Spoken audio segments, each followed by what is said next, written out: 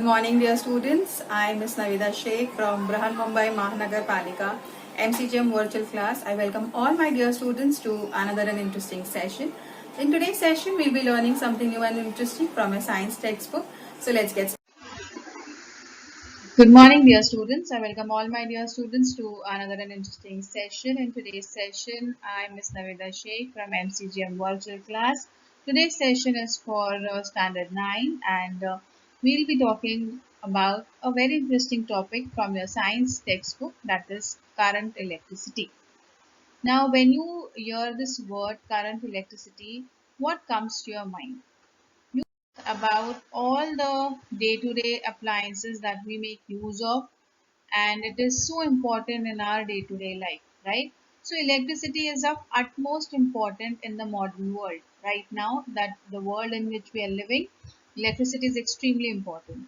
We depend on it for almost everything in our day-to-day life. Now here we have seen that electricity, you have learned in your 8th standard how electricity is supplied to your houses and how we make use of it by different appliances. Okay, our,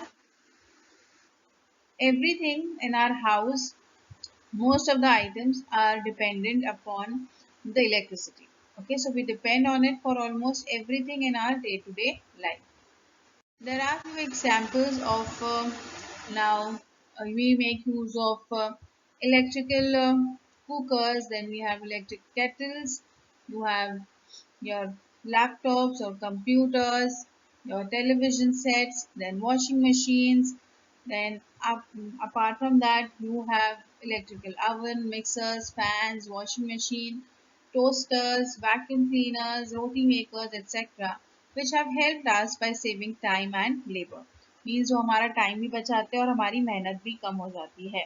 All these devices cannot be run without electricity. So electricity is very, very, very important in today's scenario. Now imagine that in a hospital, doctors are operating a patient and light suddenly it goes off. Okay, so it is a very dangerous thing to imagine. Or suppose if a patient is on a ventilator, okay, and this ventilator means there is a machine which helps the person's heart to beat and make keep them alive.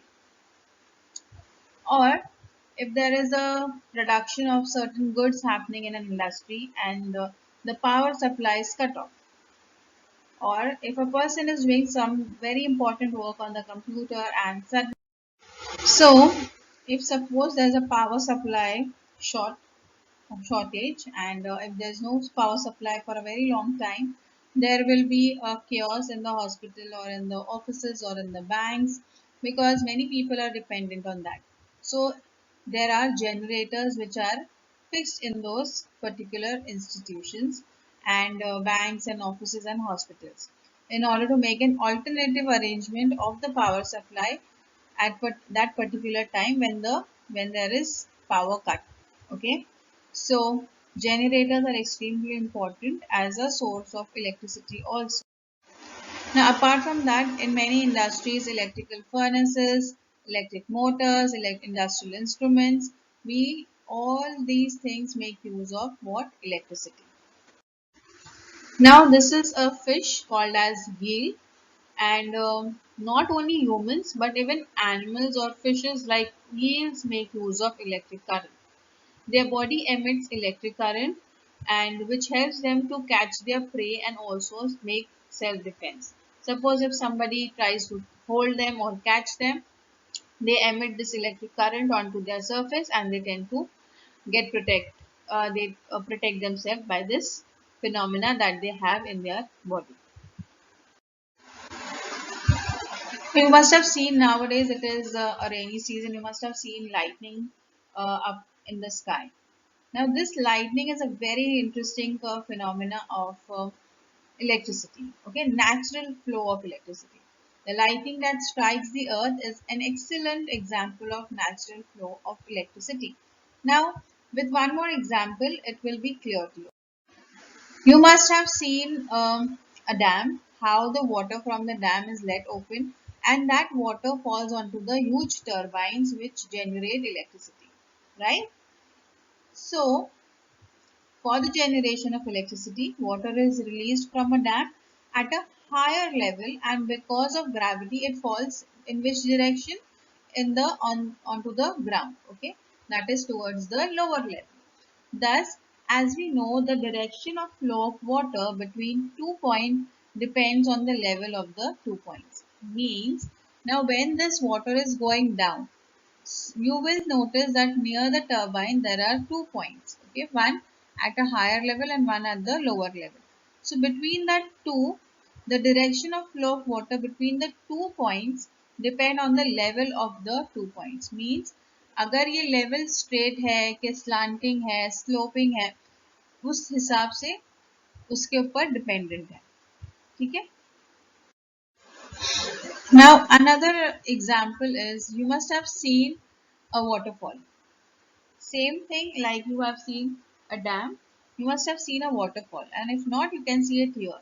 So when you see this water falling from the mountain or the hill, you must have seen that it falls with a lot of energy. ठीक है, बहुत force के साथ वो पानी गिरता है. So the top of the waterfall has a lot of energy. The higher the waterfall, the more energy the water has. At the bottom of the waterfall, the water has less energy. So you can say that here also you can see there are 2 points, the higher level and the lower level. So this helps us to understand the next important part of the chapter. Imagine you have two beakers filled with equal amounts of water, and they are both connected to each other by a pipe at the bottom. If you observe the two beakers for a few seconds, do you think the water will flow from one beaker to another? No. You will see that the water in both beakers is as is, and there is no flow from any beaker to the other. Now let me give you a task. Without changing the amount of water in any of the beakers, can you make water flow from beaker 2 to beaker 1? Understand my question again. You need to make water flow from beaker 2 to beaker 1. But you're not allowed to change the amount of water in any of the beakers. So you can't add or remove the water from any beaker. How will you do it? It's easy. One of the things you could do is raise the height at which the second beaker is kept. Once it's raised at a height, the water will flow from beaker 2 to beaker 1. What exactly happened here? What was the factor that made water flow? In simple terms, the factor was height. Yes, you can talk about gravity or pressure difference. But in layman terms, it is the height difference that causes the water to flow from the second beaker to the first. In an exactly similar way, for electricity to flow, there has to be some factor. We'll come to that factor soon, don't worry. So with the previous example of the dam and how the water flows from higher area to the lower region. Okay, so that higher region is called as the high potential area and the lower part is called as the lower potential. So a positive charge flows from a point of high potential to a point of low potential as shown in this figure. You can see how it moves from high potential area to the low potential area.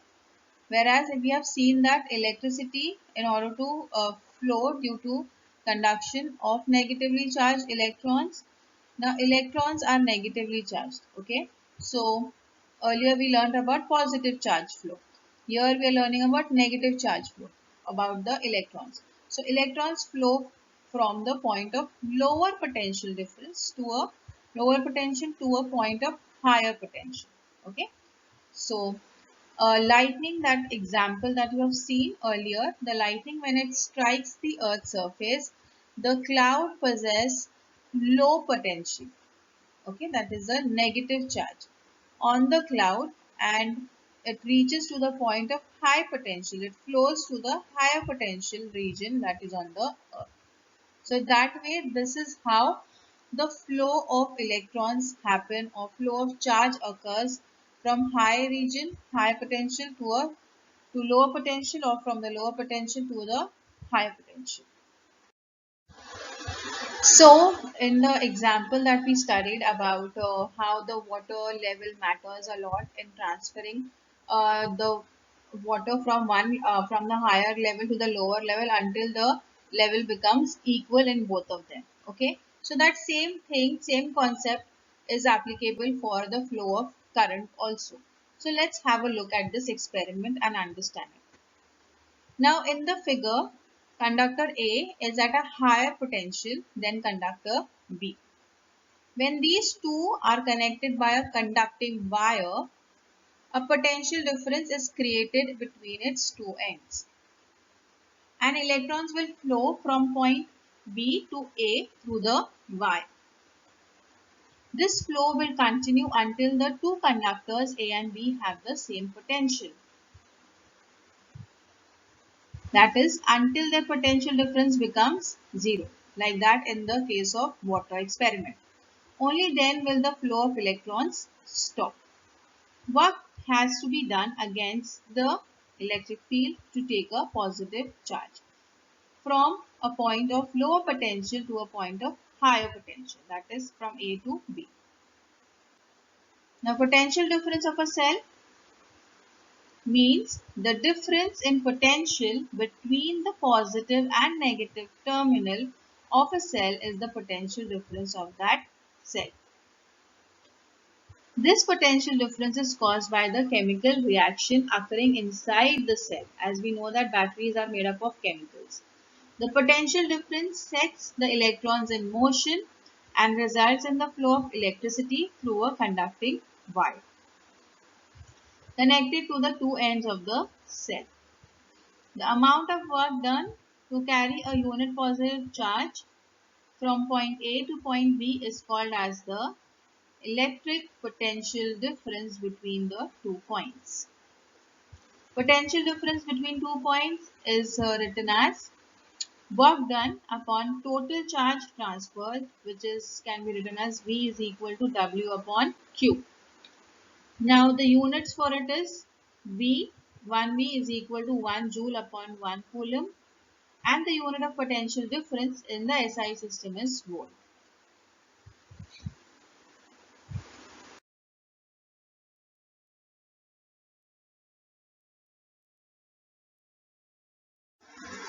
Now with this we come to, as you have seen, that the unit is volt. Now how did this unit come into existence? We have a very interesting scientist with us, that is the Italian scientist Alessandro Volta. He constructed the first electric cell. The unit of potential difference is named after him in his honor because of his contribution. This is the simple electric cell that he made in that particular era.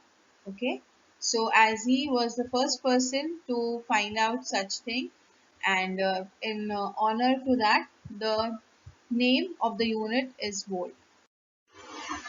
Now we come to the next part. We have learned that an atom has electrons moving around outside the nucleus. Okay, in the center we have the nucleus which has protons and neutrons, whereas on the outer side you have electrons revolving around it. These electrons they go around in an orbit or a shell. जो last का जो orbit होगा उसमें कभी कभार एक या दो इलेक्ट्रॉन्स होते हैं जो easily they can move around. Okay, it is not very strongly bounded with the atom.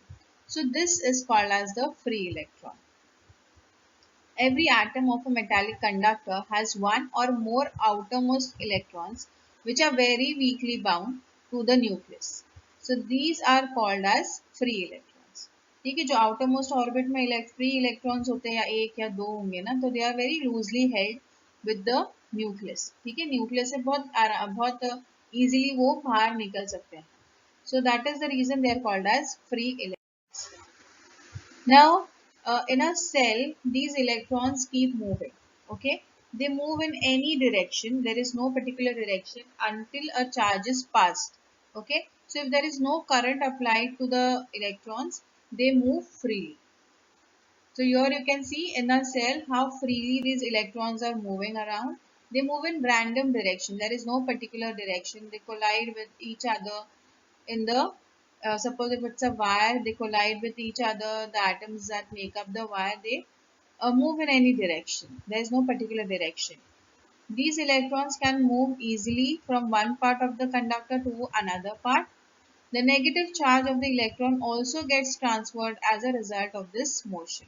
क्योंकि वो एक दूसरे से कोलाइड करते हैं, एक दूसरे के यहाँ से वहाँ होते हैं, तो the charge also gets transferred. The free electrons in a conductor are the carriers of negative charge. As I told you that whenever we talk about free electrons, it has to be negative charge. Okay. Now let's understand about current flowing through a wire. Now if you see here, it is a conducting wire. It is not connected to a cell. So if free electrons move randomly in all direction in the space between the atoms.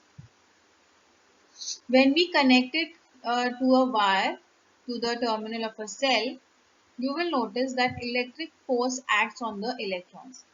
Now these electrons being negatively charged, they start moving from the negative, that is the lower potential area, towards the positive terminal of the cell, the higher potential area, as shown in this figure. Everybody can see it clearly. Due to the flow of these electrons, current starts to flow through the wire. This motion of electron is irregular, but there is a definite non-zero value to the average velocity. So I hope with this all the things like what is electric potential, what is potential difference, what are free electrons, how does the current flow through the wire is all clear to you all. I hope to see you in the next coming period. Till then, thank you. If you liked our video, please subscribe to our channel and do not forget to hit the like button. Hope this session was quite useful to you. In the next coming period, we'll learn something new and interesting. Till then, thank you.